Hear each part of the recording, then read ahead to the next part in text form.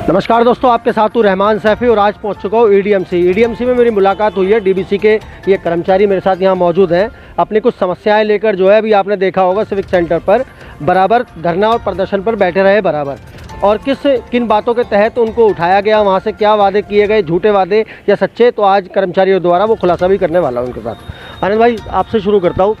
आप स्ट्राइक पर बैठे हुए थे, हड़ताल चली काफ़ी दिन, सैकड़ों कर्मचारी आपके साथ थे। किन वादों के तहत वहाँ से उठने को आपको बोला गया और किन वादों के तहत किनको सच मानकर आप वहाँ से उठे?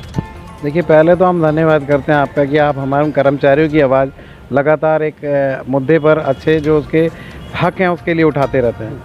हम लगातार, देखिए, हड़ताल पर कोई जाना नहीं चाहता है। कर्मचारी की मुसीबत जब होती है जब उसके वादे का निगम प्रशासन उसके पूरे ना करें या कोई भी एडमिनिस्ट्रेशन उसका पूरा नहीं करता।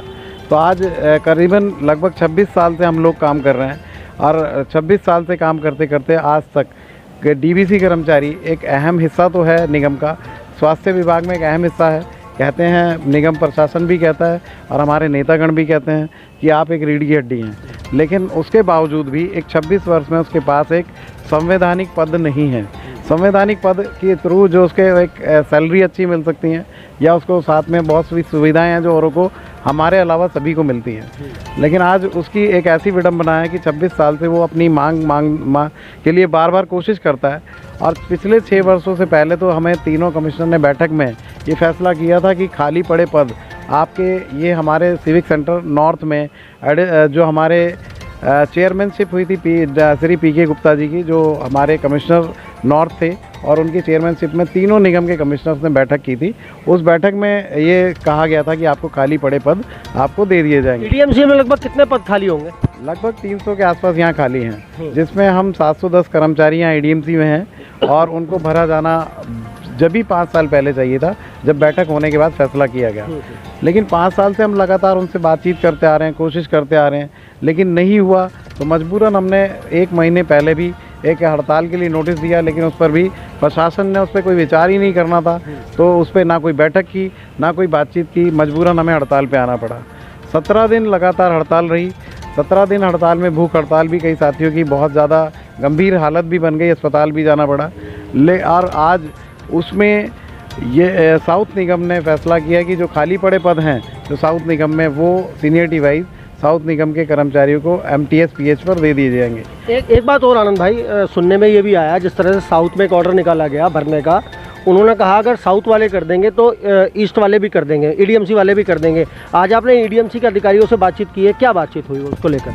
देखिए, जब मीटिंग पॉइंट्स बना था तो उन्होंने पहले से ही प्रशासनिक अधिकारी यही कहते आ रहे थे कि आप जो आपका साउथ लागू कर देगा, क्योंकि एक नोडल कॉरपोरेशन है साउथ की, जो किसी भी रिक्रूटमेंट बोर्ड है वो आपका वहाँ से अगर तैयार करता है तो वो नॉर्थ और ईस्ट में भी लागू होता है। लेकिन वहाँ से हमें ईस्ट के प्रशासनिक अधिकारी और नॉर्थ दोनों ने ही कहा था कि आपको जो खाली पड़े पद हैं अगर साउथ लागू करता है तो हम भी उसके लिए एग्री करते हैं और उसको हम दे देंगे।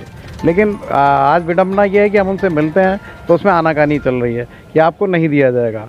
और उसके विपरीत जो हमारी कमाई हुई छुट्टियाँ, इसे कहते हैं कमाई हुई छुट्टियाँ, जब कोविड था, डेंगू था, बहुत पीक पे था, वहाँ बहुत मुसीबत हो रही थी, ये हर कर्मचारी घरों में से निकलकर अपने रोड पर काम कर रहा था और जनता जो है परेशान थी और अपने घरों में इस बीमारी के डर से घुसी हुई थी। उस समय में हमारी लगातार 6 महीने हमने बिना छुट्टी लिए काम किया, जिसके लिए हमें कहा गया था कि आपको कोई भी छुट्टी के बदले छुट्टी दी जाएगी, क्योंकि हमें कोई भी उसका ओवर टाइम तो देते नहीं है। तो हमें आज उसमें हम उसी मंजूरी पर चल के आज अपनी छुट्टियां भी हड़ताल के समय में उसे एडजस्ट कराने की बात करते हैं। तो उसमें भी आनाकानी है कि आप उन्होंने ऑर्डर भी निकाल दिया है कि आपको उस पर छुट्टियाँ नहीं दी जाएगी। आनाकानी की बात से मुझे भी एक बात याद है, तकरीबन 1 वर्ष हो गया इस बात को, जब मैंने इस खबर को किया था तो उसमें ये संज्ञान में आया था कि बहुत जल्दी ही ईडीएमसी के जो पड़े हुए पद हैं डीबीसी कर्मचारियों के, वो भर दिए जाएंगे और बाकी कर्मचारियों की जो सहूलत उनको नहीं मिली है वो भी दे दी जाएगी। आज 1 साल बाद भी हम इसी मुद्दे पर बात कर रहे हैं। आपको क्या लग रहा है, मतलब सरकार की राजनीति है या कर्मचारी के साथ दुर्व्यवहार है, क्या किस नज़र से देखते हैं इसको? देखिए, राजनीति तो डीबीसी के साथ लगातार हो रही है। कोई कहता है दिल्ली सरकार को हमने प्रपोज़ल भेज दिया। दिल्ली सरकार के प्रपोज़ल में अगर हम उनसे पूछते हैं क्या डीबीसी का अगर वहाँ से बजट आ जाता है तो पक्का किया जाएगा या नहीं किया जाएगा, तो उसमें भी उनको कोई सही जवाब नहीं है कि वो कहते हैं कि इसमें नहीं किया जा सकता। साथ में अभी अगर ऐसा नहीं किया जा सकता था तो दिल्ली सरकार को प्रपोजल भेजना ही नहीं था। आज कर्मचारी फुटबॉल बन गया, निगम इधर से किक मार रहा है, उधर से दिल्ली सरकार किक मार रही है।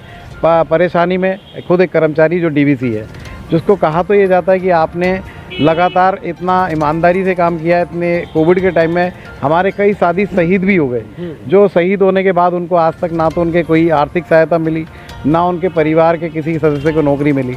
तो आज मुसीबत में आके आज वो परेशान होकर करेगा क्या। डेथ केस वालों का, जो डेथ केस हो चुके हैं, डेथ केस वालों का क्या हाल है? उनके आश्रितों को नौकरी मिलेगी या नहीं मिलेगी इसमें, या क्या मामला है? मैं आपसे जानना चाहता हूँ। जी सर, मेरा नाम मदन पाल है। मैं एंटी मलेरिया कर्मचारी यूनियन से महासचिव हूँ। हमारे अभी एक साथी पिछले साल 2021 में 20 तारीख को हमारा साथी सतीश नाम व्यक्ति डीवीसी एक्सपायर हुआ है। उसके घर में आज तक भी उसके घर के लोग जो हैं, उसकी मिसेज और उसके परिवार के सदस्य और वो यूनियन के लोग हम लगातार चक्कर काट रहे हैं।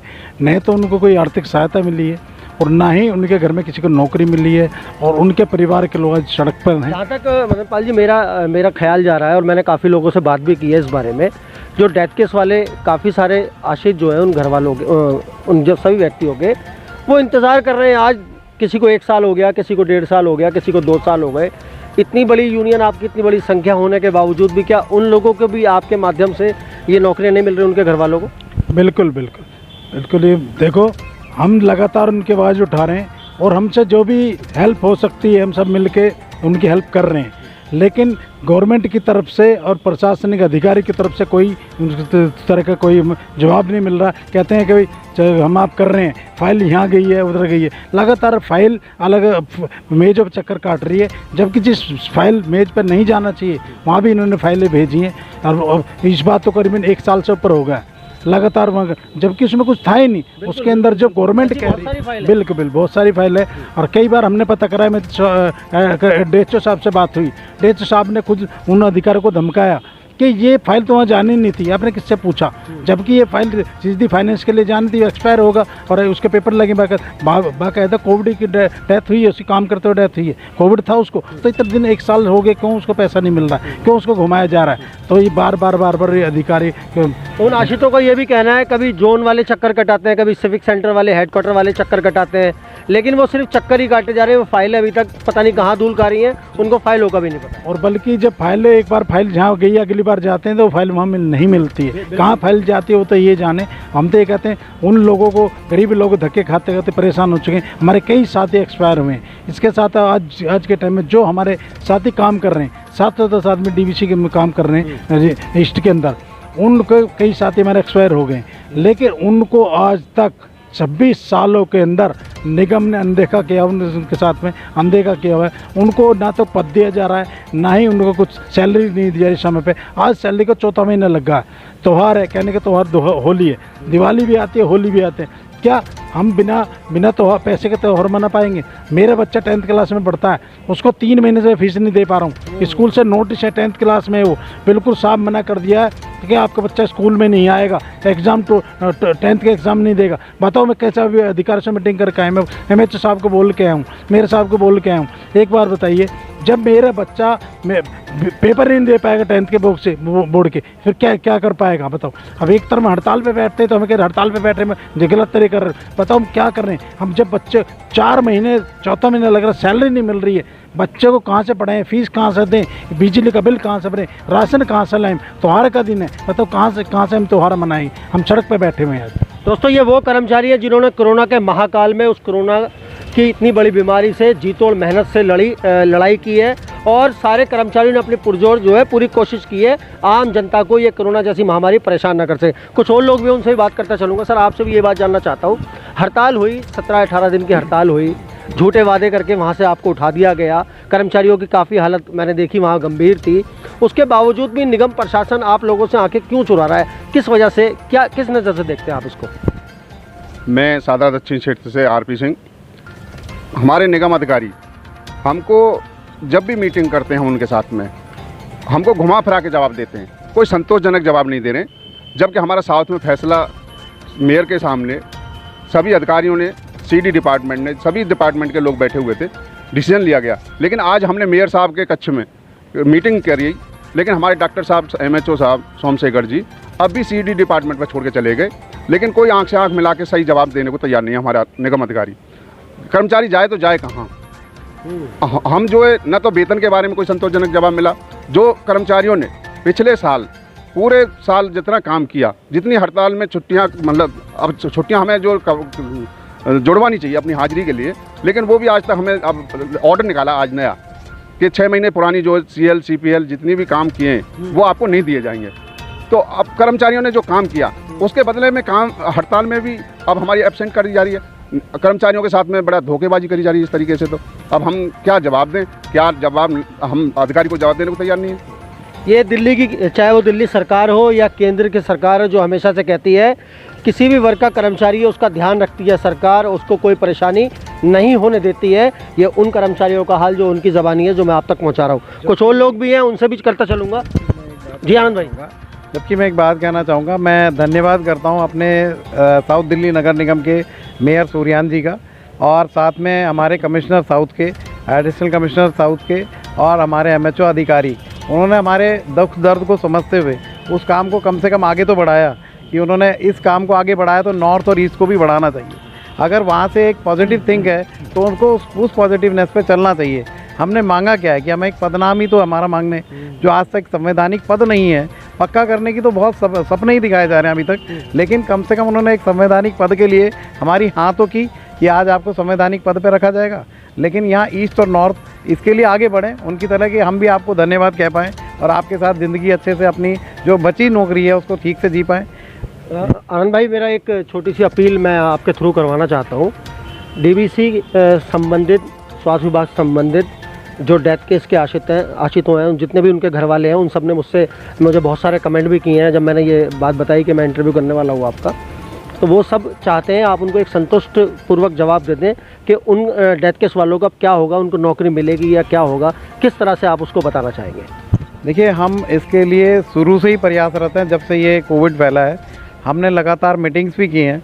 जबकि फिर मैं इसमें साउथ को उनको खुद कहूँगा कि साउथ निगम ने इसके लिए अच्छा एक प्रोविज़न किया था कि उनके कर्मचारियों को नौकरी देने का वादा और साथ में 10 लाख रुपए का एक आर्थिक सहायता देने की बात की थी, जो नॉर्थ और ईस्ट ने नहीं की।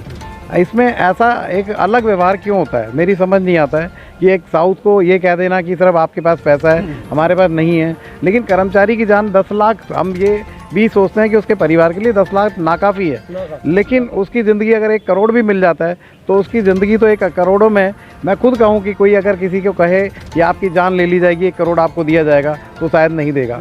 लेकिन आज उसको 1 करोड़ की बात जो दिल्ली सरकार ने की वो भी पूरा नहीं उतरता है। उन्होंने निगम को अछूता समझा, साथ में उन्होंने 10 लाख दिया, चलो मेहरबानी, आपने उसकी झोली में कुछ तो डाल दिया, लेकिन उसके साथ में उसका जीवन उसका ठीक से नहीं बीतता है। वही चीज़ कम से कम आज ईस्ट और नॉर्थ भी करे तो हमें खुशी होगी कि साथ में उसमें परिवार के लिए हम प्रयासरत हैं और उनके साथ हमेशा खड़े रहेंगे। जबकि आज जो भी उनके लिए बेहतर से बेहतर हो पाएगा हम प्रयास करते रहेंगे। तो दोस्तों, ये पूरी यूनियन के लोग थे मेरे साथ यहाँ पर, कुछ लोग मेरे साथ यहाँ मौजूद थे जिनसे मैंने जाना कि आखिर DBC कर्मचारियों की क्या समस्या है और वो समस्या कब तक ख़त्म होगी। तो सबने विश्वास दिलाया है कि बहुत जल्द ख़त्म होगी। अगर जितनी बड़ी लड़ाई करनी पड़ेगी उतनी बड़ी लड़ाई भी कर्मचारियों के हित में करी जाएगी। तो दोस्तों, मिलते हैं अगले मुद्दे के साथ आपसे। जी सर, जैसे हम 6 महीने से लगातार काम कर रहे हैं, कोविड में भी काम करा, डेंगू के लिए काम कर रहे हैं, उस दौरान हमें एक भी छुट्टी नहीं मिली। और संडे टू संडे कोई भी ग्रेडेड छुट्टी हो, लगातार हमने काम करा, 6 महीने लगातार काम करा, छुट्टी ही मिली। लेकिन आज हम छुट्टी लेना चाह रहे हैं। अभी 17 दिन की अपनी मांग के लिए हड़ताल रखी हमने, और साउथ के अंदर उसका आपकी छुट्टी जो थी उसको एडजस्ट करा जाएगा, लेकिन नॉर्थ और साउथ के अंदर वो भी नहीं करा जा रहा, और साउथ के अंदर भी अब अधिकारी आनाकानी कर रहे हैं। लेकिन जब हमें 6 महीने तक लगातार छुट्टी ना करने का आदेश था, लेकिन आज हम छुट्टी को लेना चाह रहे हैं, तो आज कैसे आदेश देने का आप छुट्टी नहीं ले सकते? ये तो एक तरह से अधिकारियों की मोनोपोली हो रही है। जो कर्मचारी उसका गला घोटा जा रहा है उसके साथ अन्याय हो रहा है। जब 6 महीने तक लगातार कहने आपको छुट्टी नहीं मिलेगी, हमने छुट्टी नहीं ली, भूखे प्यासे काम करा, चाहे उसके लिए हमारी किसी से किराया था नहीं था, लगातार हमने काम करा, लेकिन आज हम छुट्टी करना चाह रहे हैं या छुट्टी एडजस्ट करना चाह रहे हैं, तो हमारे साथ अन्याय क्यों हो रहा है? प्रशासन हमारे साथ ऐसा अन्याय क्यों कर रहा है? और 31 मार्च 2022 के बाद उन छुट्टियों, जबकि निगम प्रशासन जो हमारी जो छुट्टियां बची हुई हैं उन्हें 31 मार्च 2022 के बाद फिर देने को तैयार नहीं होता है। कहते हैं वो तुम्हारी पीछे लास्ट ईयर में समाप्त हो चुकी हैं। तो उन छुट्टियों को हम कब एडजस्ट कर पाएंगे, कब हम निगम के कर्मचारी उनके बदले में छुट्टी ले पाएंगे। हम निगम अधिकारियों से पूछना चाहते हैं, जबकि नए नए ऑर्डर रोजाना निकाले जा रहे हैं। आज नया ऑर्डर निकाला कि 6 महीने पुरानी अक्टूबर से पहले की CL CPL हैं वो आपको नहीं दी जाएंगी। क्यों नहीं दी जाएंगी? जब कर्मचारी ने आपके आदेशानुसार काम किया हर संडे में, हर गश्त छुट्टी में, तो अब छुट्टियों को लेने का अधिकार हमें कब मिलेगा? क्यों हमसे काम कराया गया? हम अधिकारियों से यही आग्रह करते हैं कि जो हमारी छुट्टियां बची हुई हैं, हमारे सभी कर्मचारियों की छुट्टियां बची हुई हैं, उन्हें हमारी हड़ताल की छुट्टियों में एडजस्ट किया जाए और जल्दी से जल्दी हमारे इसके ऑर्डर निकाले जाए। दोस्तों इसके साथ मिलते हैं आपसे दोबारा नए मुद्दे के साथ। इसके साथ जय हिंद, जय भारत, जय संविधान।